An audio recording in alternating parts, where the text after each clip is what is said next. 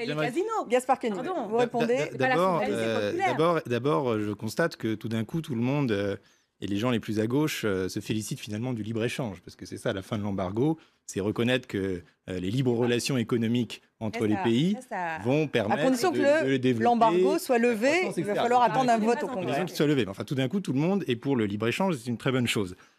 Moi, ce que j'espère évidemment, c'est que, pour reprendre les thèses de Fukuyama, ce libre-échange économique va insuffler dans ce pays une liberté ou un désir de liberté plus profond, démocratique et politique. Ce pays est une dictature dirigée par un parti unique qui a très peu d'accès à Internet.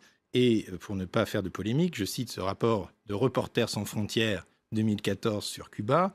La situation de la liberté de l'information demeure extrêmement problématique. À Cuba, où seuls les médias officiels sont autorisés, la répression à l'encontre de ceux véhiculant des idées critiques à l'encontre du régime se poursuit sous la forme de détention arbitraire ou de menaces, et l'utilisation d'Internet reste étroitement contrôlée. Donc il n'y a pas de débat. Donc vous, votre espoir, c'est qu'une liberté économique aboutisse à plus de démocratie. Comme disait Benjamin Constant, comme on l'a vu souvent dans l'histoire, c'est pas toujours le cas. C'est pas toujours le cas. Mais ça va donner aux gens le goût de la liberté, parce que ces deux libertés sont indissociables, ont toujours été indissociées dans l'histoire. Enfin, sauf,